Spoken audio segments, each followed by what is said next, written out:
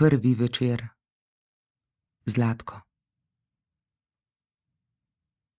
Bil je sobotorojenec, krščenec kuge, kar ga ni ščitilo le pred negativnimi silami, temveč mu je dalo tudi posebne darove.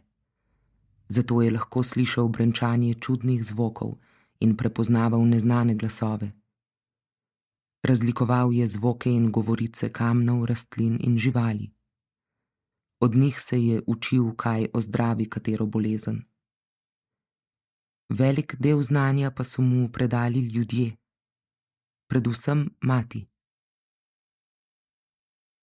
Ko je bil še majhen, so ga Vile in Rumenobradec odpeljali v gore, kjer se srečujejo, in ga tam posvetili v svojo združbo. Naučili so ga vse o zeliščih in zdravju ter molitev k svetemu Antoniju, Ano Pana Dilovana, Anto Saku Karasaku, Anto Sigo Preporigo. Nato so vso noč preplesali v krogu, peli in ploskali ter imeli orgije. Vse to zato, da bi proslavili njegov sprejem v ta krog. Nato so ga Vile vrnile domov. Potem je 3 leta ležal v posteli, popolnoma zdrav, nikoli lačen in žejen. Tudi kasneje je pogosto začutil, kako ga Vile in Rumenobradec ponovno nagovarjajo in vabijo k sebi. Takrat je sam prehodil vso noč po temnih gozdovih. Kasneje so se mu dogajale še druge čudne stvari. Enkrat so ga Vile mučile in mu skušale vzeti življenje. Za kazen, ker je posegal v njihove posle. To bi lahko bila tipična zgodba o čudnem androginem lokalcu, ki se ga ljudje spominjajo kot zdravilca. Zgodba brez dvoma v njegovo znanje o živalih, rastlinah in kamnih. Zgodba o osebi, ki zna igrati pred ljudmi in se z ljudmi igrati. O nekom, kot je Zlatko. Sanje.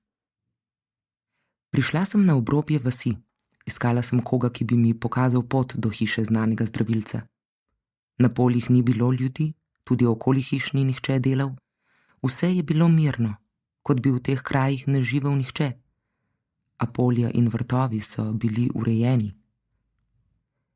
Na nizki klopi poleg vhodnih vrat v hišo s čudnimi in neobičajnimi razmeri med okni in vrati je sedel moški in sam pil kavo. Oblečen v črno, z obrazom zaznamovanim z globokimi gubami, je sedel tam, kot priča drugih časov. Ni iskal načina, kako oblikovati, izpolniti ali dopolniti svoje življenje, niti ni iskal smisla življenja ali lepote svojega vsakdana. Samo sedel je tam, udobno pristno in lagodno ležerno. O ja, in on ve, kam moram iti.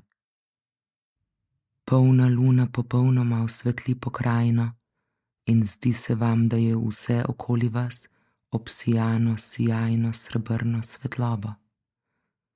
Za ravnimi pašniki pred vami se jasno vidijo sence gozda. Iz daljave je slišati sproščujoče žuborenje potoka. Ta pomirjujoči zvok žuboreče vode in trekljanje kamnov se tu in tam mešata s šumenjem listja, ko veter elegantno prehaja skozi krošnje. Mogoče slišite tudi skovik sove ali zavijanje volkov v daljavi. Tako je pač vzdušje tega kraja. Sliši se oddaljen lajež psov in v glavi se vam porodi ideja, da bi si bilo dobro poiskati zavetje. To pove starec. Dovolj, da se v meni sproži refleks raziskovalne podjetnosti, iz torbe hitro potegnem snemalnik in pritisnem rdeči gumb rec.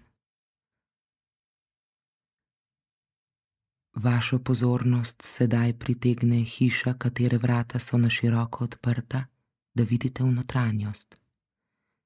Kamnita hiša je stara, z vonjem praznine in preteklih časov. Z ognjišča se širi utripajoča svetloba.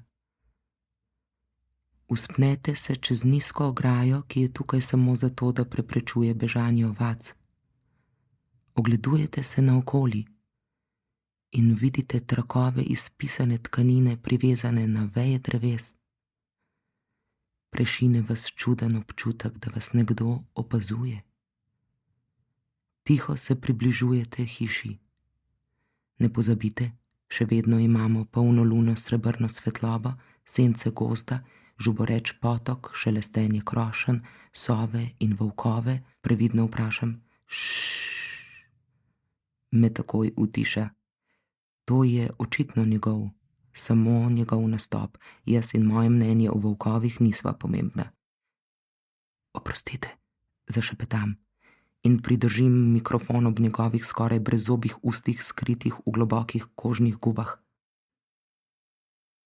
Gube se premaknejo, preden se ponovno zasliši njegov glas. Sredi sobe je luknja, obdana z okroglo kamnito steno, znotraj katere gori ogenj. Poleg tega kamina so na tlakovanih tleh zloženi majhni trinogi. Nad ognjiščem, na težki verigi, ki se spušča s stropa, visi skleda, zraven petrolejka in srp. Povsod ležijo glinene in lesene posode. Na hrastovih rogovih nad ognjiščem se suši meso. Na stenah visijo šopki zdravilnih in svetih rastlin. Tu je koren, ki spominja na nepremagljivo človeško telo. Potem se obrnete in šele zdaj zagledate lobanjo neprepoznavne živali nad vhodnimi vrati, desno od praga pa ravno rezilo in kopico brezovega lubja. Ta slika, zunaj časa in resničnosti, vsebuje čarobni svet sanj, podob in zgodb, v katerih imata možno in nemogoče svojo utemeljitev, pomen in čar. Okoli tega ognjišča so stkane najlepše in najdragocenejše zgodbe, ki nudijo upanje, mir, zavedanje, pripadnost. To ognjišče je vedenje o življenju, o sozvočjih z zunanjim svetom, z naravo, vedenje o vrednotah, poštenju, ljubezni in milosti. Počutite se varno. Gledate najbolj svetobredni prostor starih. Od potoka se vam bliža človeška figura, ki se opira na palico. Gola je. Nosi majhno torbico iz kozjega krzna, dolgo natanko 9 centimetrov. Ko je dovolj blizu, z mehkim in zelo tihim glasom reče: kot rasteš in se obnavljaš, luna na nebu, pravim jaz, pomlajuje tvojo prisotnost. V torbico sem dal 9 zrn ječmena, 9 zrn pšenice, 9 svilenih niti in 1 srebrnik. Govori zelo počasi in zamaknjeno. Ta glas si želite poslušati in poslušati v nedogled. Pridi spet jutri, ti dam malo soli. Zdaj pa grem sanjat. Oprostite, rečem nadvse vljudno, vendar ne morem jutri, pričakovala sem. Me ponovno utiša, tokrat še z levo roko zamahne proti meni. Oprostite, zdaj odgovorim z zlomljenim, napol šepetajočim glasom. Razumem. Spoznala sem svojo naivnost. Spanje je zanj posebno stanje telesa in duha. Sanje jemlje kot resnično izkušnjo, kamor duhovi odhajajo in od koder prihajajo. Ko zaprete oči, oči nekam odidejo, da vidite stvari drugje. Če sanje jemljete resno, se izogibajte razpravljanju o njih, saj lahko sicer hudobne preroške sanje uresničite, pove človeška figura. Zanj je jasna razlika med sanjanjem sanj in videnjem in oboje uporablja pri zdravljenju. Lahko vidi, kdaj se človekov želodec razjezi. Verjame, da ena sila položi drugo in se ta druga lahko zoprstavi prvi. Ve tudi vse o čarobnih tekočinah. Da bi prepoznal okužbo, bolezen ali prisotnost zla v človeku, je z roko podrgnil po bolnikovem mednožju ali pod njegovo pazduho in nato roko povonjal. Predstavljala sem si, da ta zdravilec o magiji verjetno ve le praktične reči, da pa nikoli ni analiziral miselnih procesov, na podlagi katerih jo izvaja. In verjetno tudi nikoli ne razmišlja o abstraktnih načelih svojih dejanj. Zanje je čarovnija umetnost, ne znanost. In prišla sem, da bi slišala kaj več o tem. Ta starec je zame nepričakovano darilo. Dragocen je za moje načrte. Vrnete se jutri. Še vedno so tu luna s srebrno svetlobo, sence gozda, potok, sova in volkovi ter soba z ognjem. Starček sedaj sedi in pripravlja zdravila. Strmi v vas. Duša ima odtenke, brezimne odtenke. Telesu daje življenje. Človekova duša živi v srcu in ima dva dela, duha in senco. Senco vidimo kot hlad, duha pa kot toplino in svetlobo. V spanju senca zapusti telo in duha ter se odpravi na potovanje. Če človek izgubi svojo senco ali teče po njej, takrat postane senčni človek, lahko zboli ali znori. Ko človek umira, vdihne svoj zadnji vdih, takrat njegova duša odide. 40 dni se duša zadržuje nad hišo ali nad grobom. Duša je večni del človeka in se oklepa telesa v grobu, v temni ozki hiši. Duh se včasih vrne na svet.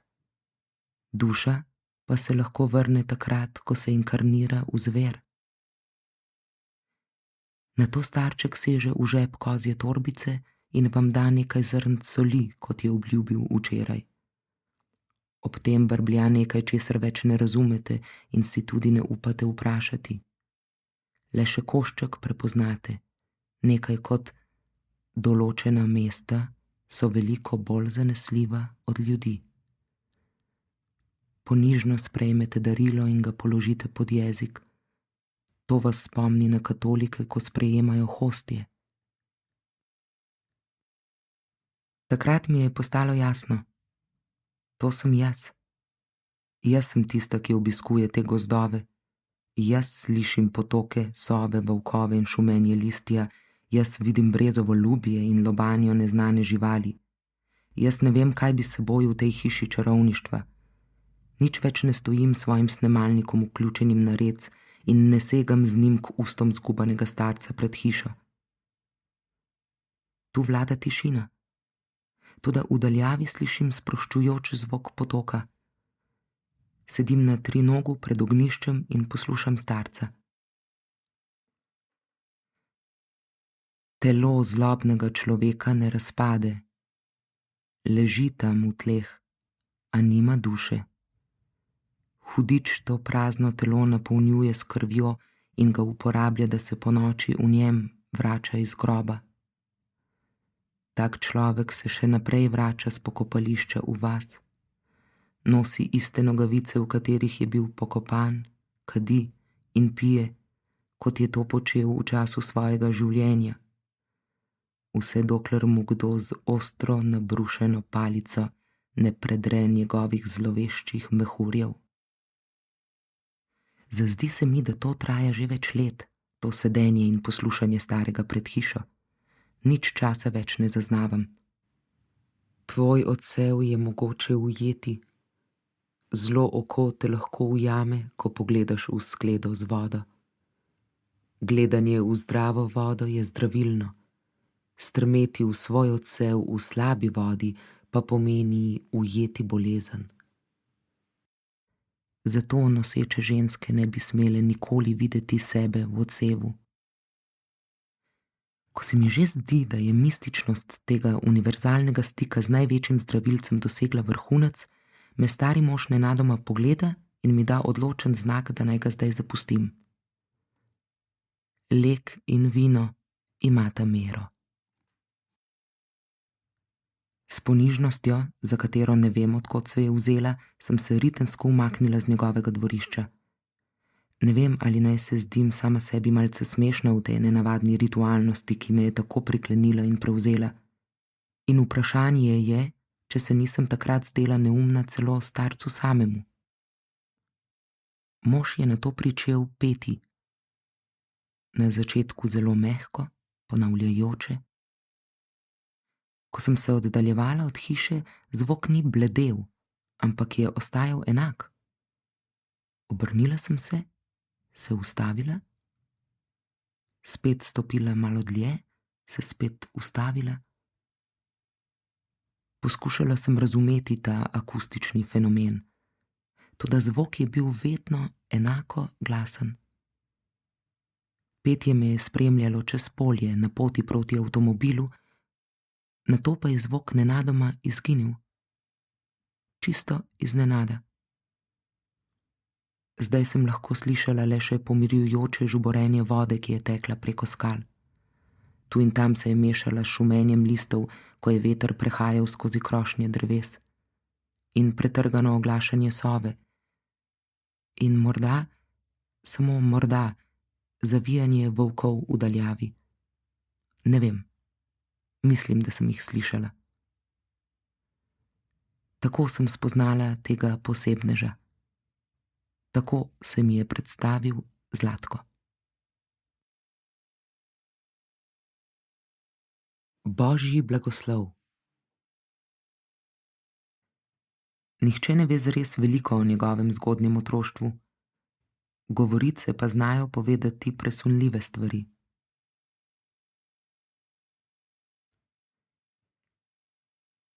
Slišimo vznemirjeno dehtenje, lomastenje po hiši, prelivanje vode. Ne vemo, kaj se dogaja, je pa v zraku nekaj pomembnega. Ženska zakriči, grozno, prodorno, krčevito. Rodila bo. To je njegova mati. Šepet neprepoznavnih besed. Razpusti si lase, razvije kite in vozle. Na obraz si položi rdečo prejo. Preliva vodo. Močno se znoji. Leže na čilim in poleg sebe položi srp. Nato si sunkovito odpre srajco. Razbije jajce, počasi ji drsi preko stegen v mednožje. Šepet. V kotu sedijo ženske, zaklinjajo. V skalah kamenja greš do kamna, da pokončaš ribe. Greš do kamnov, da se stopijo. Greš do skal kamenja, da prešteješ število starodavnih prednikov. Ženske opazujejo mater in očeta.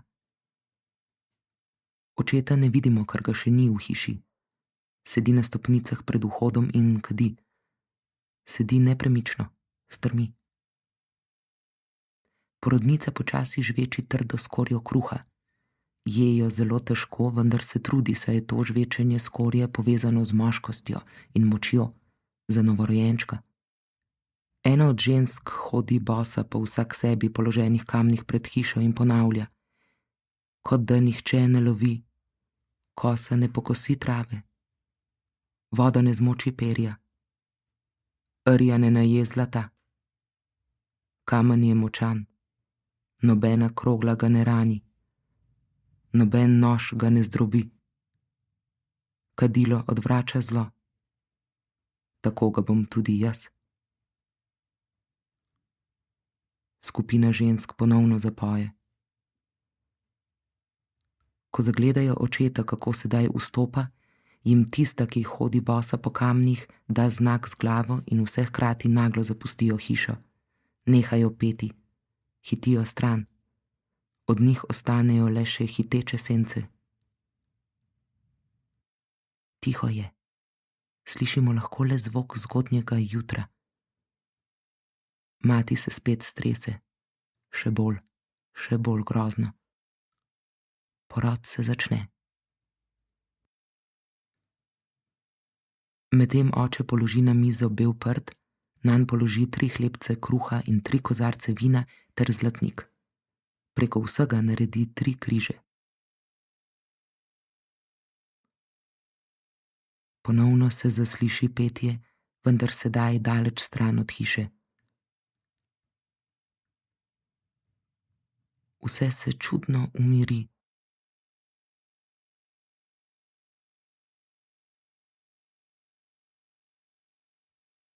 Mati z roko seže po novorojenčku. Strašno zakriči, tako glasno, da oddaljene ženske nehajo peti. Oče samo za trenutek pogleda ženo, nato vzame otroka v svoje roke. Zapusti hišo.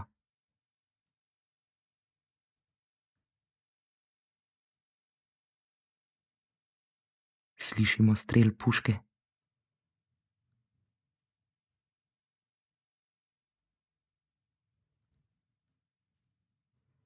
Oče se vrne. Položi dojenčka med 2 sveči in reče: Odslej bo moški, zaprisežena devica. Nato zapusti hišo in ga ni nikoli več nazaj. Mati otroka poveže kot moškega, nato vzame zibelko z detetom, si jo povezne na hrbet in zapusti hišo, da opravi svoje vsakdanje delo. Poti. To je bilo leto čudnega vremena. Pozno spomladi je postajalo vse hladneje namesto topleje. Megla je prekrivala kotanje, posevki so pomrznili, živali so zbolevale, jezera so bila turobno temna, trava je bila rjava. Narava je postajala drugačna. Spominjala je na mesta, kjer vulkanski prah pokriva vse, tudi sonce in travo. Nič ne kaže znakov življenja. Takšna je bila pomlad tistega leta, ko so se pričela romanja mlade žene z detetom na hrbtu. Od nekod zgoraj, izza ozkega temnega prepada med klifi, se izvije ženska. Hodi bosa. Na hrbtu nosi zibko. K telesu jo držijo raznobarvni volneni trakovi z geometrijskimi vzorci, ki se križajo spredaj med njenimi že malce povešenimi prsmi. Zibelko prekriva čilim z vzorci enakimi kot na trakovih, s pticami, želvami in kvadrati.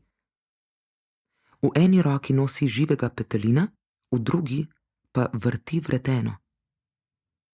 Poje zelo čudno melodijo, ki jo ponavlja od začetka znova in znova, hkrati pa vrti nit šopom volne. V visokogorju je bilo prepovedano vrteti vreteno med hojo. Prepovedano je bilo celo samo nositi vreteno, saj je veljalo, da vretena škodujejo pridelkom. Vrtenje vretena zavrti koruzna stebla in jim prepreči, da rastejo. Vrteče vreteno lahko vpliva tudi na črevesje otrok.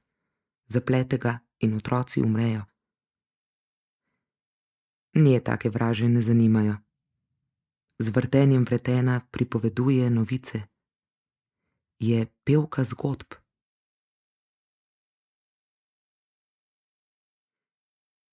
Zlatkova mati se ni nikdar počutila ogroženo od ogromnosti sveta.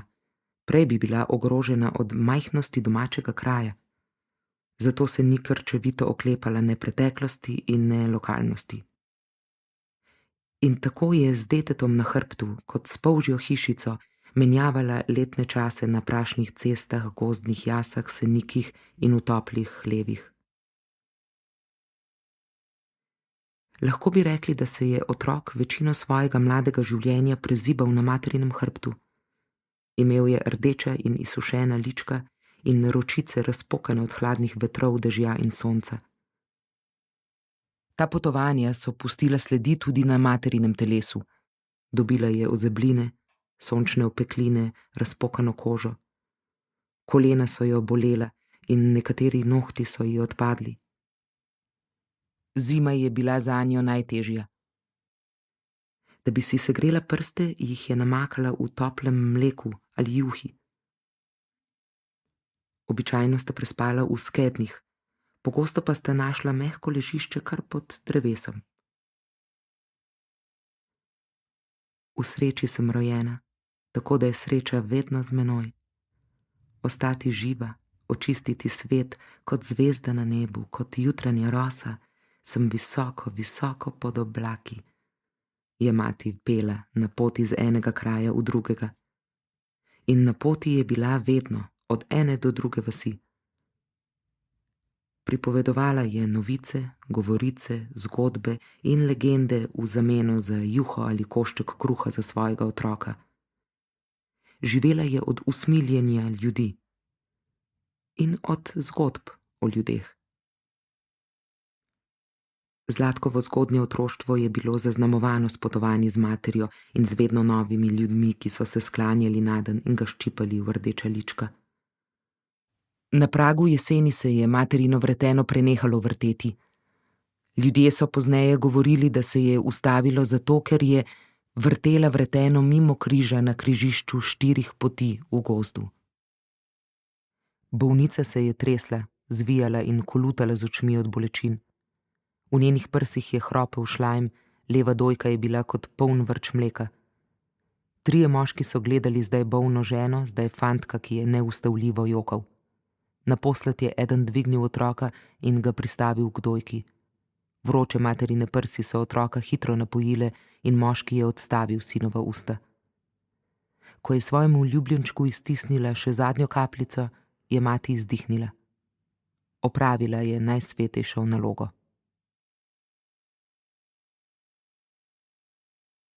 Homeopat. Zlatko je imel visoko čelo, z vodoravnimi, vzporednimi, precej globokimi gubami.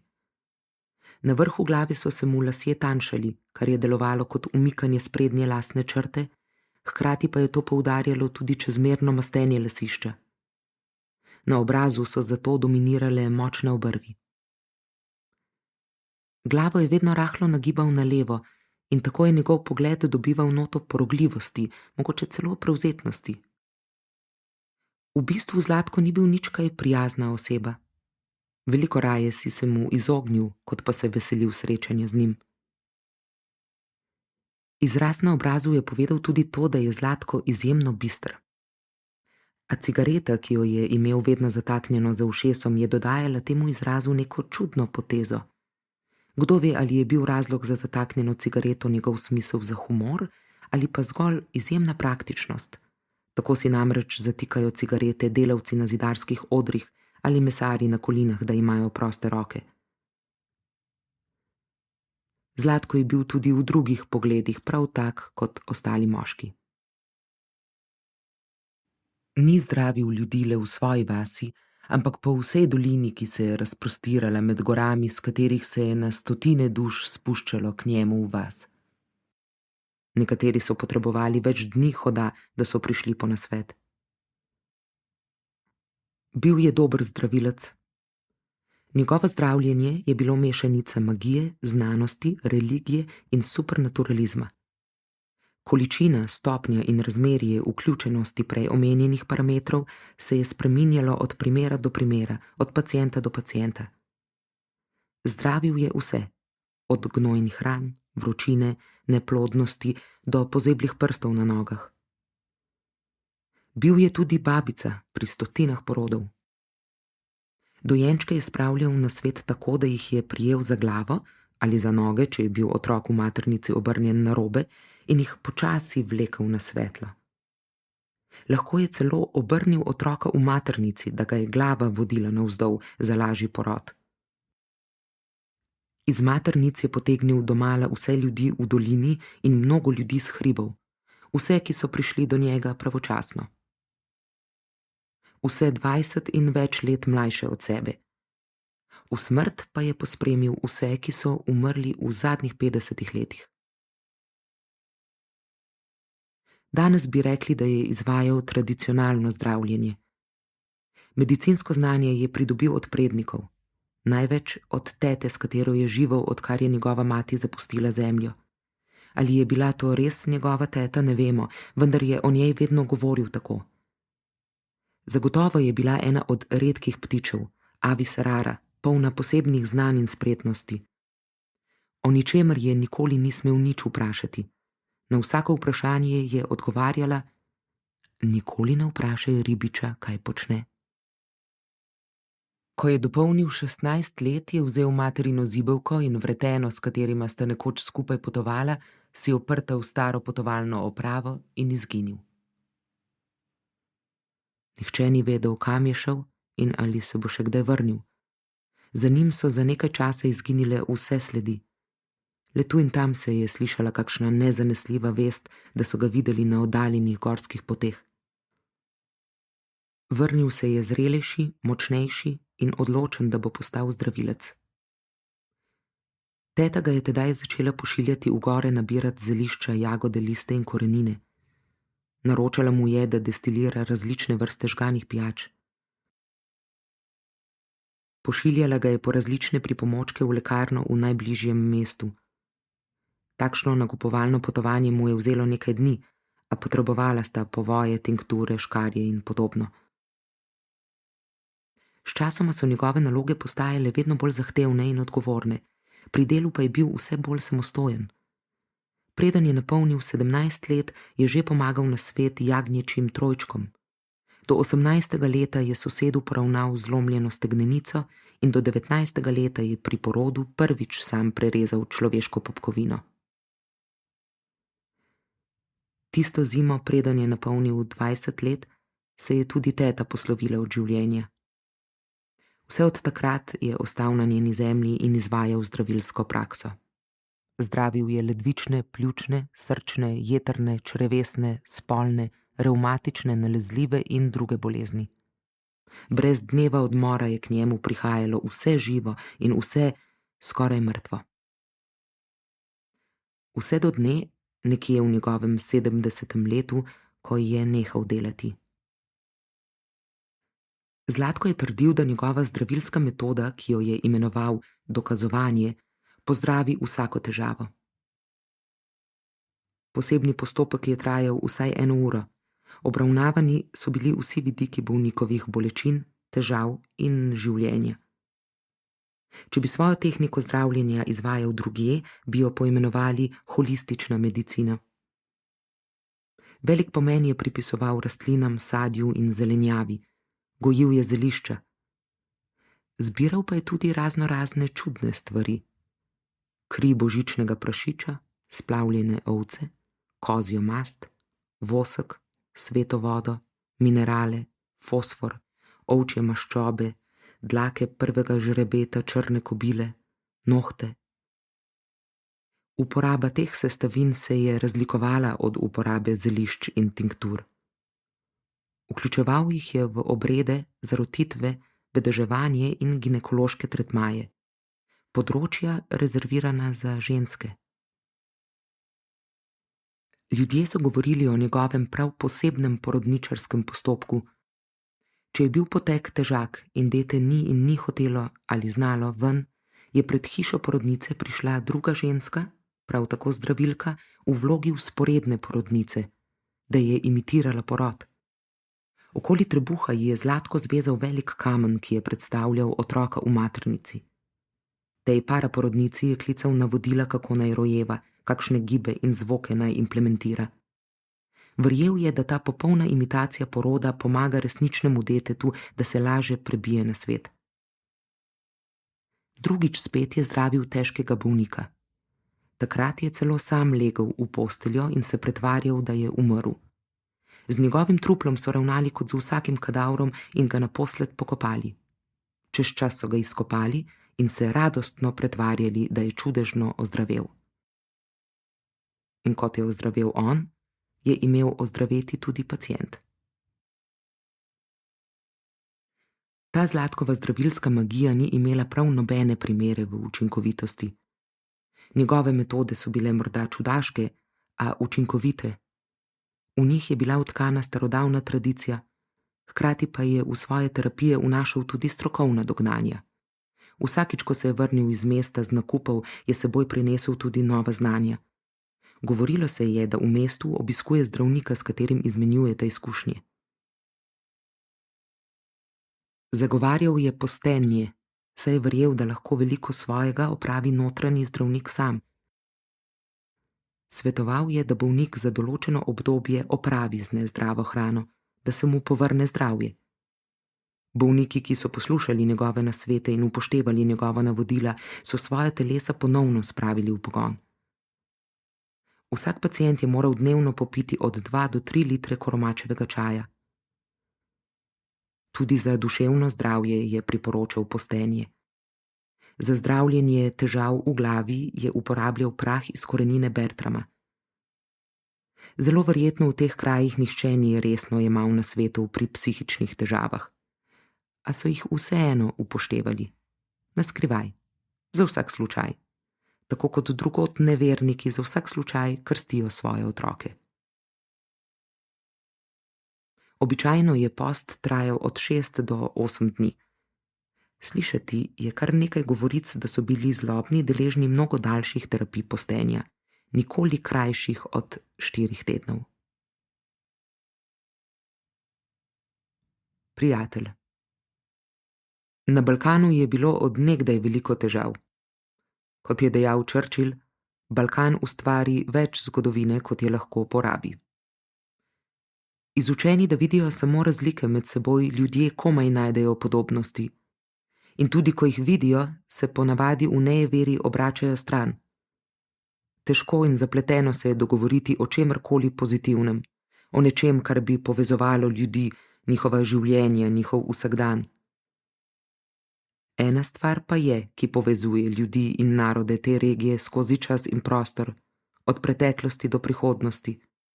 Tradicija, kulturna in družbena dediščina, običaj in ponos. Je družinski član, boter, rojak in najboljši prijatelj.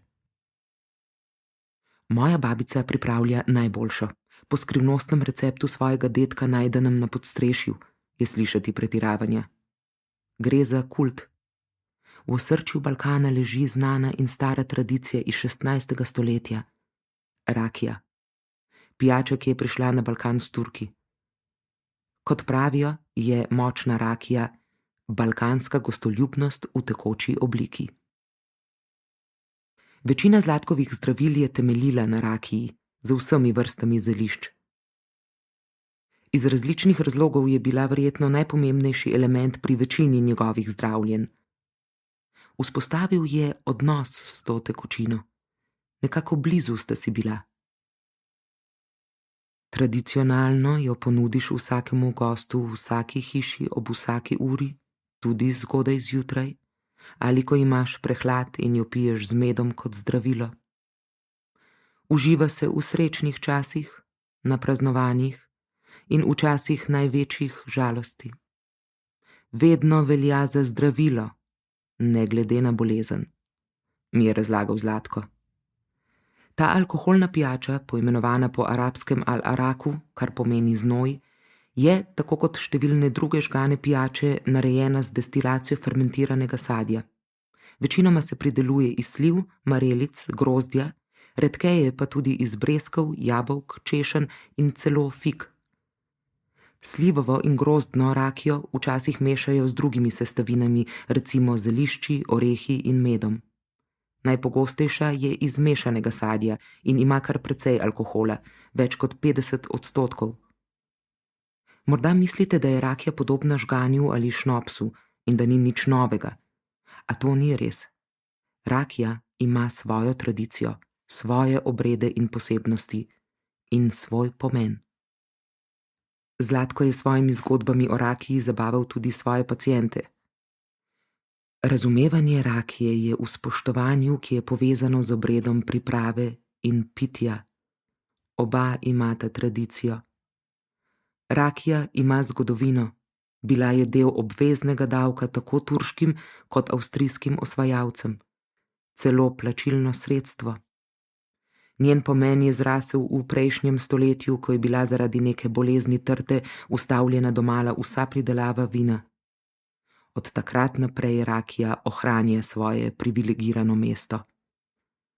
Je govoril pacientu z rano na stegnu, medtem ko mu je na rano zlival kak deci tega alkohola in je revež stiskal zobe, da ne bi kričal. Pitje se lahko izvaja kadarkoli v dnevu. Prvi požirek pijače je najpomembnejši. Ta prvi požirek naj bo počasen. Sicer pa se kozarec rakije užije v 2 ali 3 požirkih. Pred prvim požirkom moraš globoko izdihniti. Sledi hiter požirek neposredno po grlu, vse do želodca. Potem moraš na dolgo vdihniti skozi nos. Sledi močan občutek pekočega v prsih in ne v grlu. Vedno pa je dodal še en bistveni element: ohranjanje stika z očmi pri prvi zdravici. To sem seveda vedela, a tukajšnji ljudje so glede tega zelo resni, saj velja, da je slabo za srečo, če se med prvim požirkom očesni stik prekine. In še en ključni korak je pri pitju rakije, ki ga izvaja tudi Zlatko. Ponavljanje. Tukaj, si mislim, se medicina ustavi. Anestezija je čudežna stvar, rešuje operativne zaplete, zagotavlja več časa in miru za operacijske posege. Danes smo vajeni, da so med operacijo prisotni anesteziologi, spremljajo dihanje, srce, krvni tlak in ohranjajo bolnika nezavestnega. Zlatko pa je ranjenemu človeku dal popiti toliko rakije, kot je ta le lahko spil, da je bil potem pijan še več dni, on pa je lahko preiskal njegove rane in celo izvlekel naboje. Na vsako rano je nalil kake 3 litre najmočnejše rakije kot razkužilo. Potem je pacienta prevračal z ene strani na drugo, ga obrnil na glavo, kot bi čistil steklenico ali sod. To je ponovil tolikokrat, dokler se rakija ni vrnila brez sledi krvi. Bolnika je treba razkužiti in uspavati, in zato se ni smelo mešati 2 različnih vrst pijače. Mora biti ista sorta za zunanjo in notranjo uporabo, je pravil. Le občasno je Zlatko uporabil tudi eter. Pravzaprav ga je uporabil, če mu ga je kdaj kaj ostalo, ker ga je rad uporabljal sam, kot rekreativno drogo. Starec. Pravijo, da ženske živijo dlje, da torej ostajajo dalj časa na svetu. In sicer zato, ker so manj ogorčene takrat, ko postanejo stare in se soočajo s ponižanji starih, saj so ponižanj v življenju dobro vajene. Ženske so vse življenje preživele s sramoto, že samo zato, ker so ženske. Zato zanje ni zelo drugače, če se poniževanje nadaljuje tudi ko in ker so stare. To preprosto pomeni, da so ženske bolje pripravljene na trpljenje. Tak je bil tudi Zlatko. Zlatko ni imel pojma, kako naj se stara, kaj narediti, ko je igre konec. Zato je nekega dne preprosto prevzel vlogo upokojenca. Medtem druge starejše ženske okoli njega niso menjale svojih vlog, ki so jih imele vse življenje, in so še naprej enako služile družbi. Ostajale so enako materinske kot poprej. Ko se je postaral Zlatko, ni dobil občutka, da bi bil odtujen in zatiran in vsem odveč. Ni občutil sramu, nelagodja in užaljenosti. Nič tistega, kar danes doživljajo stari ljudje, še zlasti ženske.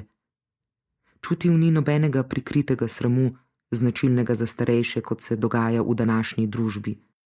Skratka, ni plačeval nobene čustvene cene, običajne v kasnih obdobjih življenja. Cene, ki je prav visoka v naši mladost poveličujoči kulturi. Starejši v Zlatkovih krajih delajo in živijo popolnoma enako kot poprej. Četudi se slovesa dogajajo vse pogosteje. Sprva en obisk pokopališča letno, potem že vsak mesec. Nove generacije spremljajo k večnemu počitku svoje bližnje. Same odhajajoče biografije. Počasna smrt. Prepada med živimi in umirajočimi ne more nič zapolniti, niti glasba ne. In v tem se ne počutijo nemočni in ne čudijo se neizbežnosti in ne trpijo praznin. Prav nič jih ne ugonablja in žalost se ni urastla v njihove stare kosti. Ne iščejo stavkov, ki bi opisali to stanje, ne iščejo načinov, kako pretentati čas, uro zavrteti nazaj in si kupiti še kakšno leto. Njihova mladost v globini duha ne skuša telesu šepetati, da je zanju za pokopališče še prezgodaj. O hladnosti in zatohlosti grobov se ne govori. In razdalje med mladimi in starimi, med živimi in mrtvimi so majhne. Stari in mrtvi niso odrezani od lepote kipečega življenja, ker življenje zanje nikoli ni bilo lepo in kipeče. Samo bilo je. Točno tako, kot se je zgodilo. Nič več in nič manj. Zlatko si tudi ni nikoli skušal predstavljati, kako ga vidijo drugi, kar je ključna razlika med starci in starkami. V bistvu je bil v nekaterih stvareh bolj na strani starcev, v nekaterih pa na strani stark. Imel je še eno prednost v svojem staranju. Ker se nikoli ni ukvarjal s seksom, ne kot moški, ne kot ženska, tudi v tem ni izgubil prejšnjega statusa. V čemerkoli je kot mlad pretiraval, je sedaj počel popolnoma obratno. Ni se več srečeval z ljudmi, ni več delal, ni več pil in ne kadil. Zagotovo se je tako rekoč uspešno staral. Predvsem pa mu je starost nekako bolje pristajala od mladosti. V življenju se tudi ni iztrošil na način, kot se obrabijo nogavice, ki postanejo luknjaste in porozne. Se je pa njegovo telo sedaj intenzivno odzivalo na vremenske spremembe. Ko so se začele bolečine, je rekel, da ima v sebi meteorološko postajo. Njegovo staranje ni bilo tako, kot da bi si bil pač nabral lepo količino rojstnih dni in bi se potem iznenada zgodilo nekaj tragičnega. Ne, vse je bilo zgolj neizogibno počasno napredovanje navzdol. Ta proces je bil na začetku zelo počasen, v njegovem zadnjem poletju pa se je pospešil. Začelo se je z mišično maso, izgubljati je začel moč in na jesen preprosto ni mogel več zapreti ventila za vodo, tistega, ki ga zapre vsako leto novembra, da zaščiti vodo v zunanji cevi pred zmrzovanjem. Nenadoma ni mogel obrniti tega ventila za 45 stopinj v desno, moral je poklicati prijatelje na pomoč. Nekaj mesecev kasneje mu je oslabel imunski sistem. Dobil je gripo, ki jo je nekako pozdravil, a šele po 4 tednih ležanja v posteli. Njegova gibkost in stabilnost sta postali negotovi. Vse to seveda ob slabšem vidu in sluhu, kar pa še vedno ni bilo moteče. Vse dokler spoznavne funkcije niso začele kazati prvih sprememb. Kot drugi starci tudi on ni nikoli ničesar izgubil, v to je bil silovito prepričan. So mu pa drugi vedno pogosteje kaj ukradli. V strahu pred krajami nepoznanih ljudi, in ti so kradli, kar jim je prišlo pod roke, denar, orodje, sadike, spominke, je stvari pričel skrivati in jih tako zavedno in zares tudi izgubil. Včasih je kak lopov stvari sicer vrnil in jih dal na nepričakovano mesto, kjer je Zlatko ta zaklad veselo presenečen našel. Takrat enkrat se je začel tudi pomenkovati s stvarmi. Sprva je nagovarjal svoje stekleničke s tinkturami in posode z zelišči, pozneje pa je vedno dlje kramljal z medicinskim priborom. Razpredala sta o boleznih, o otrocih in starcih. Nikoli nista tarnala, le kramljala. Močan kot je bil, je zmeraj verjel v pravičnost in pravice. Živel je v pravljičnem prekletstvu, kjer se ni moglo nič pokvariti. In v veliki meri so ga gnale zgodbe. Verjel je vanje. Svojo starost je preživel sedeč pred vrati svoje hiše in jih pripovedoval mimoidočim. Zgodbe so starim ranam dale nesmrtnost. Kot pripovedovalec je počasi hodil v krogu, kot osel v mlinu in pletel te zgodbe. Govoril je z enako oslovsko trmo in oživljal dogodke, povesti in resnice. In potem je počasi in skoraj neopazno začel izginjati. Nehal je hoditi naokoli, kasneje je nehal jesti, nato je nehal početi vse. Izginil je tudi iz svojih zgodb in na koncu je nehal tudi govoriti. Naokoli pa ni bilo nikogar, ki bi Zlatka zdravil, in trajalo je kar nekaj tednov, preden so se vaščani odločili, da ga odpeljejo v mesto, v pravo bolnišnico. Smrt. Zlatko je prijateljeval s smrtjo. Ta dva sta nekoč sklenila pakt. Ko smrt stoji ob postelji pri vznožju njegovega pacienta, lahko Zlatko prerokuje ozdravitev in daje bolniku zelišča in zdravila ter se pretvarja, kako da pomagajo. Ko pa smrt stoji ob vzglavju, je to znak smrtne postelje in Zlatko se nikakor ne sme vtikati. A zgodilo se je, da so ga nekoč poklicali k majhni deklici. Ko je prispel, je smrt že stala ob glavi bolnice. Kdo sem jaz, razen nihče pred Bogom, je rekel. Če je to Božja volja, mora dekletce umreti. Ne morem ravnati proti Božji volji. Vendar je umirajoča deklica moledovala za ozdravitev. Na koncu je Zlatko obrnil njeno posteljo tako, da je smrt iznenada stala ob vznožju. Smrt je poskočila in se ponovno postavila k glavi. Na ta način je obračal posteljo svoje male bolnice, vse dokler smrt ni izgubila potrpljenja in besno zapustila hišo. To je pomenilo konec njunega prijateljstva. Smrt si je le še enkrat vzela čas za Zlatka. Bilo je pred Božičem. Takrat je prišla in mu zdrahljala vzglavnik. Ko so vaščani prišli z Zlatkom na nosilih do bolnišnične sprejemne pisarne, je bilo treba izpolniti prijavo. Medicinska sestra je želela vpisati ime, priimek, kraj in datum rojstva ter poklic novega pacienta. Sklonila se je k Zlatku, da bi ji narekoval podatke. Ime in priimek? Zlatka Š.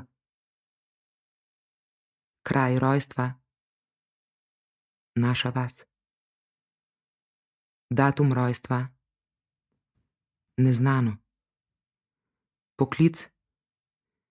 Virgina, zaprisežena devica. Odpeljali so jo na oddelek. Od takrat Zlatka ni nihče več videl.